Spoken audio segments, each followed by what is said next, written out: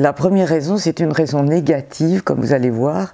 C'est simplement que je n'ai pas de mémoire du tout et que pendant toutes mes études, la seule discipline qui me paraissait facile, c'était les mathématiques et la physique éventuellement, parce que on peut reconstituer les raisonnements, on n'a pas besoin d'avoir de la mémoire pour ça. Du moins, c'est ce que je pensais.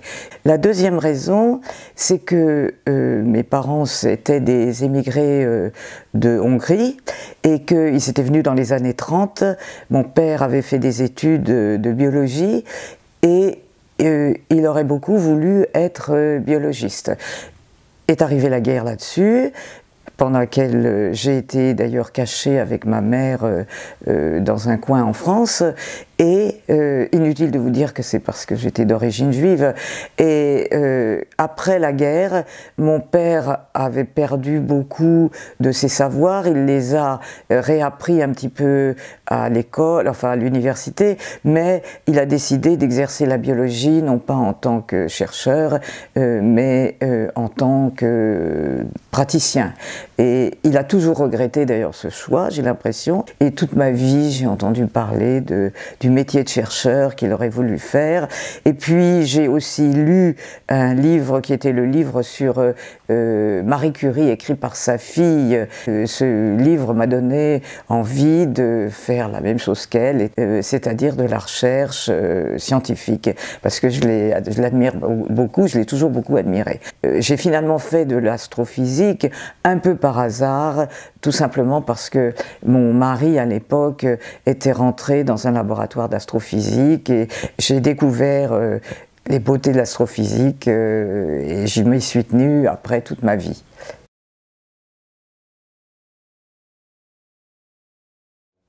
Alors là, je vous avoue que c'est vraiment très difficile de répondre à ça. Pour moi, il n'y a pas eu de plus grande avancée de la science. Il y en a eu deux, mais l'une, c'est effectivement une découverte toute seule, c'est la relativité générale.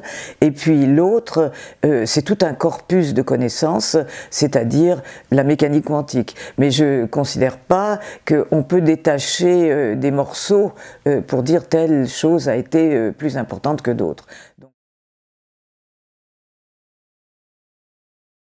Eh bien, écoutez, je dirais que c'est la place la plus importante parce que c'est la spécificité finalement de l'esprit humain par rapport aux animaux qui ont sans doute des émotions, de l'intelligence, mais la science est particulière à l'homme, comme est particulière aussi la croyance.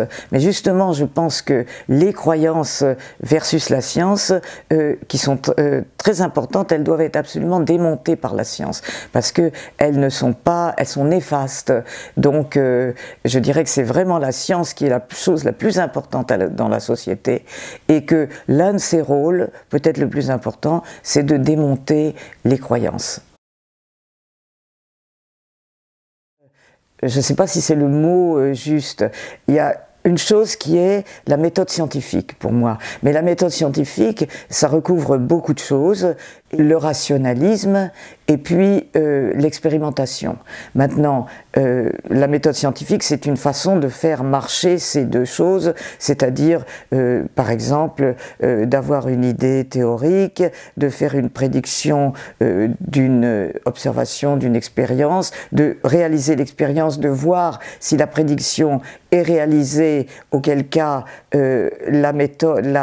l'hypothèse est probablement bonne, mais il faudra continuer le circuit, et puis si elle n'est pas réalisée, c'est que l'hypothèse de base est mauvaise. Donc ça, c'est la méthode scientifique. Donc ça fait intervenir la raison, la pensée, la justesse du raisonnement, et ça fait aussi intervenir l'observation, évidemment. A priori, on a tendance à répondre non. Hein, mais au fond, je pense qu'il faut quand même en tenir compte, et certainement, par exemple, une organisation comme la FIS en tient compte, puisqu'elle oriente ses dossiers en fonction de ce qui est agité dans le public, les médicaments, les OGM. A priori, on doit faire de la recherche de façon totalement indépendante, mais il est clair que quand il y a des questions qui agitent le public, il faut que la recherche s'en empare pour essayer de trouver justement les bonnes réponses, non pas politiques, mais des réponses scientifiques. Bien écoutez, oui, parce qu'il me semble que dans votre questionnaire, il manque une chose importante qui, à l'époque actuelle, a beaucoup d'importance, c'est justement la propagation des idées scientifiques, la vulgarisation scientifique, comment la faire, comment faut-il la rendre attractive. C'est une question très difficile à l'époque où justement il y a beaucoup d'autres choses qui sont bien plus attractives que simplement montrer que la méthode scientifique conduit à des découvertes et que ces découvertes ne sont pas discutables pour certaines. Mais je pense qu'il faudrait qu'on réfléchisse beaucoup à cette question et par exemple qu'on pense à développer des relations entre par exemple les journalistes et les chercheurs, ou bien à faire des conférences, alors citoyennes c'est beaucoup dire parce que c'est très controversé, et puis ça,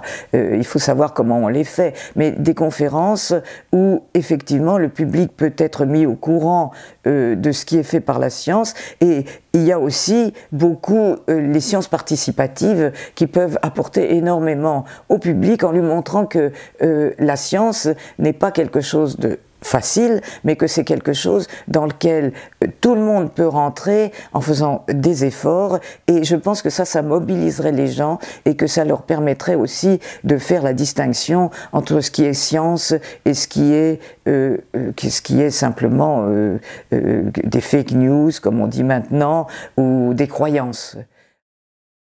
Merci d'avoir regardé cette vidéo. Pour être informé des prochaines conférences AFIS en ligne, n'hésitez pas à vous abonner sur notre chaîne YouTube. Nous vous rappelons également que vous pouvez retrouver le dernier numéro de la revue de l'AFIS Sciences et Pseudosciences en kiosque et sur notre boutique en ligne, ainsi qu'accéder gratuitement à tous les anciens numéros sur notre site internet afis.org et sur notre application smartphone AFIS Sciences. De plus, si vous souhaitez soutenir notre association, vous pouvez également adhérer via notamment notre site internet. Encore merci, au revoir.